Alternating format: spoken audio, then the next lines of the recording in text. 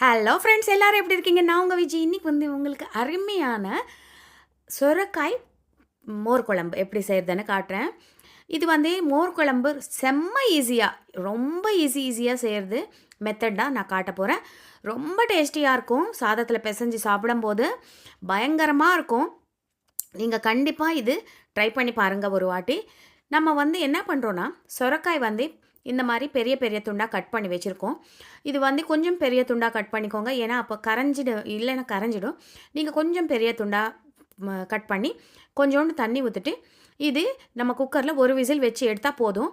இல்லைன்னா நீங்கள் நார்மலாக சும்மா ஒரு கிண்ணத்தில் செப்பரேட்டாக கூட வேக வச்சு எடுத்து வச்சுக்கலாம். கொஞ்சம் சாஃப்டாக ஆகணும்.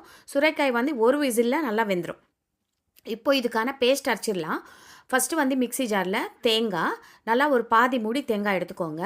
இது 4 பேருக்கு போதுமான மோர் குழம்பு நான் சொல்கிறேன். ஒரு சின்ன துண்டு இஞ்சி, நல்லா தோல் எல்லாம் சீவிட்டு நீங்கள் இஞ்சி சேர்த்துக்கோங்க. அப்புறமா காரத்துக்கு ஏற்ற மாதிரி பச்சை மிளகா.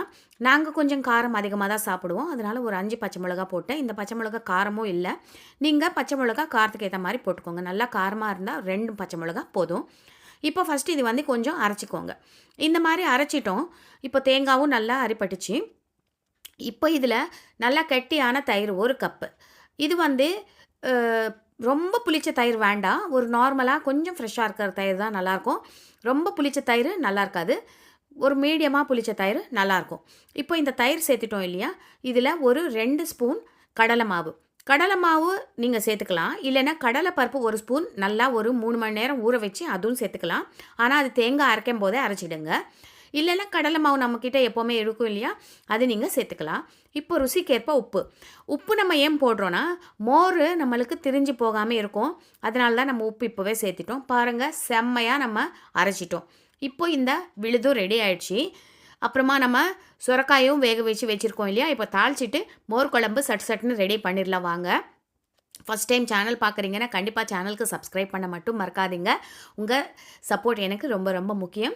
இப்போது கடாய் சூடு பண்ணிக்கோங்க. இதில் ஒரு 3 ஸ்பூன் தேங்காய் எண்ணெய் விட்டுக்கோங்க. மோர் குழம்புக்கு எப்போவுமே தேங்காய் எண்ணெய் சூப்பராக இருக்கும். இல்லைன்னா ரீஃபைண்ட் ஆயில் சேர்த்துக்கலாம். இப்போ இதில் கடுகு 1 ஸ்பூன், ஜீரகம் 1 ஸ்பூன் போட்டுக்கோங்க. அப்புறமா வெந்தயம் ஒரு 1/2 ஸ்பூன் போட்டுக்கோங்க. வெந்தயம் மோர் குழம்புல ரொம்ப நல்லாயிருக்கும். இப்போது இதில் பெருங்காயத்தூள், அப்புறமா கருவேப்பிலை, காஞ்ச மிளகா கிள்ளி போட்டுக்கோங்க. ஒரு 3 காஞ்ச மிளகா கிள்ளி போட்டிருக்கேன். நீங்கள் குண்டு மிளகா இருந்தால் அப்படியே போட்டுக்கலாம். இப்போது இதில் கருவேப்பிலை போட்டுட்டேன். மோர் குழம்புல எப்போவுமே பெருங்காயம் போட மறக்காதீங்க, அதுதான் ரொம்ப ருசி கொடுக்கும்.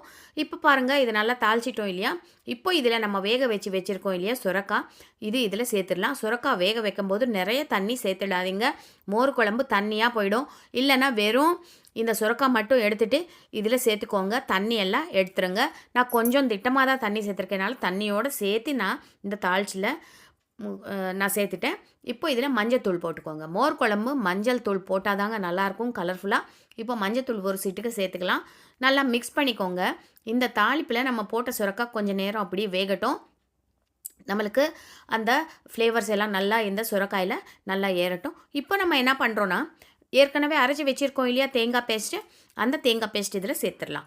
தேங்காய் பேஸ்ட்டு சேர்த்துட்டு சிம்மில் வச்சுக்கோங்க. தேங்காய் பேஸ்ட் சேர்த்ததுக்கப்புறம் நம்ம அதில் மோரும் சேர்த்துறதுனால எல்லாமே சேர்த்து நம்ம போட்டோம். இப்போ இதில் நம்ம எதுவும் சேர்க்க வேண்டியதில்லை.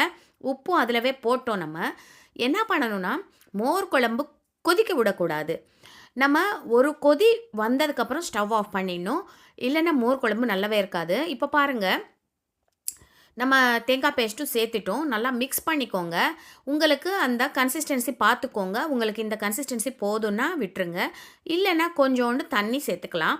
நீங்கள் சில பேர் திக்காக சாப்பிடுவாங்க, சில பேர் கொஞ்சம் இந்த மாதிரி கொஞ்சம் தண்ணியாக இருக்கிறது பிடிக்கும். அந்த மாதிரி நீங்கள் தண்ணி மட்டும் அட்ஜஸ்ட் பண்ணிக்கோங்க. ஓரளவுக்கு நம்ம கடலை மாவு போட்டதுனால நல்லா திக்காயிடும். அது பார்த்துட்டு நீங்கள் கொதித்ததுக்கப்புறம் கூட கொஞ்சோண்டு தண்ணி வேணும்னா சேர்த்துக்கோங்க. இப்போ பாருங்கள், கொதி வர ஆரம்பிச்சிருச்சு. அவ்வளோதான், ஸ்டவ் ஆஃப் பண்ணிவிடுங்க. ஆஃப் பண்ணிவிட்டு நல்லா சாதம் வச்சுட்டு இந்த சூடான மோர் குழம்பு அது மேலே ஊற்றிட்டு பிசைஞ்சு சாப்பிட வேண்டியது தான். இது கூட பக்கத்தில் ஒரு அப்பளம் இல்லைன்னா ஒரு உருளைக்கிழங்கு வறுவல் வச்சு சாப்பிட்டிங்கன்னா செம்மையாக இருக்கும். கண்டிப்பாக ட்ரை பண்ணி பாருங்கள். எப்படி வந்ததுன்னு எனக்கு சொல்லுங்கள். அடுத்த வீடியோவில் சந்திக்கிறேன். அது வரைக்கும் உங்கள் விஜி.